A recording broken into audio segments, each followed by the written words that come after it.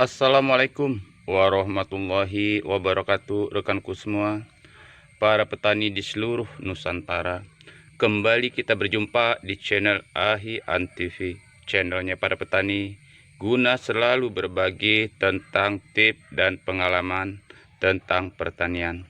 Baiklah rekanku semua, kali ini kita berjumpa, kita akan bahas tentang tanaman kencur.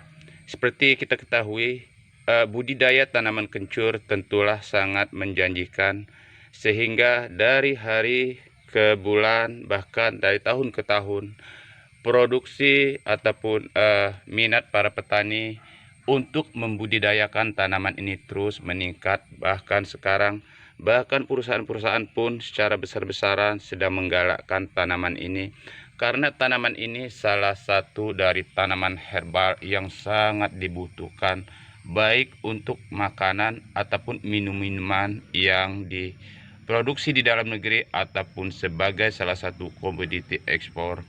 Kali ini yang akan kita bahas adalah tentang cara budidaya tanaman kencur.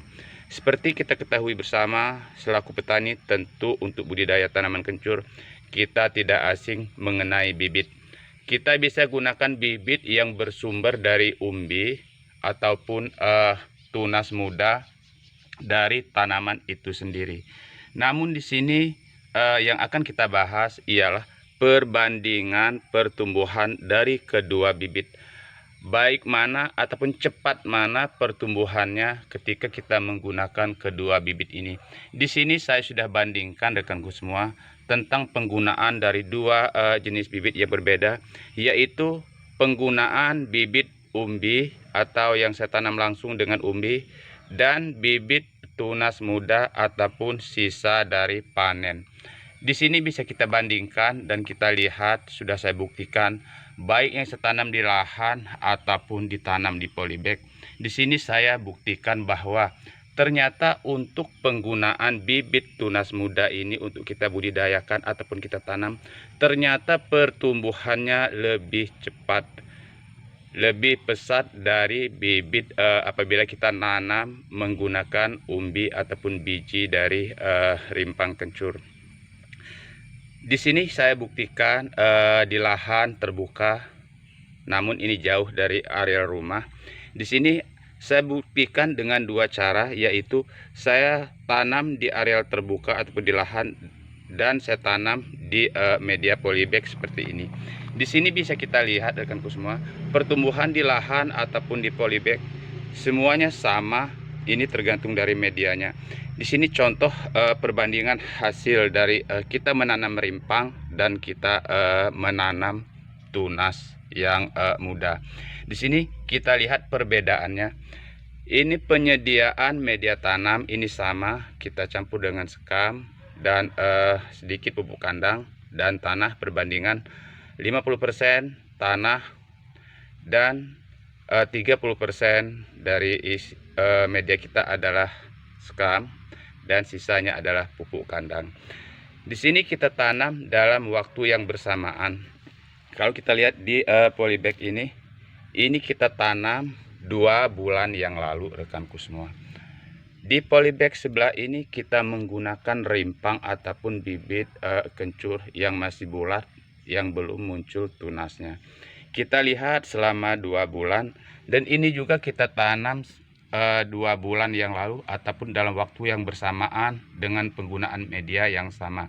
Tetapi di sini kita menggunakan bibit ataupun tunas muda dari kencur yang kita pisah dari polybag. Di sini kita lihat di dalam penggunaan media yang sama dan waktu tanam yang sama, kita lihat di sini ternyata penggunaan tunas muda atau dari tunas pisahan yang muda ini perkembangannya lebih cepat dan pesat dalam waktu 2 bulan. Di sini kita lihat, di sini belum sepertiga dari yang kita tanam menggunakan tunas muda. Di sini perbandingan ataupun hasil yang sangat mencolok sekali. ternyata pertumbuhan kencur yang kita tanam dari tunas muda ini lebih cepat dan lebih pesat perkembangannya. Bahkan ini sudah mencapai tunas baru ataupun anakan baru mencapai 6 yang kita tanam tadinya 2 tunas muda. Sedangkan ini baru muncul tunas, belum menambah dari rimpangnya. Jadi di sini bisa kita bandingkan, ternyata penggunaan bibit dari tunas muda untuk tanaman kencur ini lebih cepat perkembangannya dan lebih maksimal. Jadi di sini bisa kita bandingkan ataupun kita bisa pilih yang mana. Kalau di sini saya sudah buktikan ternyata penggunaan bibit berasal dari tunas ini lebih cepat dan lebih baik. Kalau kita lihat pertumbuhannya pun tidak berbeda, saya rasa ini akan pun tumbuh sama baik sekali yang kita tanam dari rimpang, tetapi pertumbuhan kecepatan dalam perkembangannya jauh tertinggal dari yang kita tanam dari tunas muda. Ini barometer kita rekanku semua.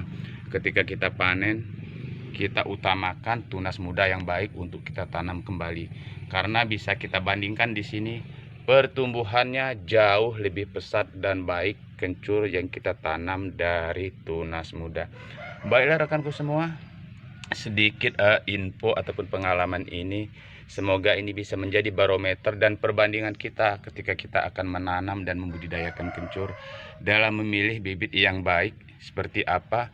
Ternyata apabila ada 2 bibit ini bisa kita pakai semua karena baik pertumbuhannya, tetapi untuk lebih cepat perkembangannya ialah lebih baik kita menggunakan bibit tunas muda ini, karena di sini bisa kita lihat sangat berbeda jauh sekali, pesat sekali perkembangannya. Ini kita menggunakan media yang sama, tata cara tanam yang sama, waktu yang sama, dan pemupukan yang sama, tapi kita bisa bandingkan dan kita lihat sangat mencolok sekali perbedaannya.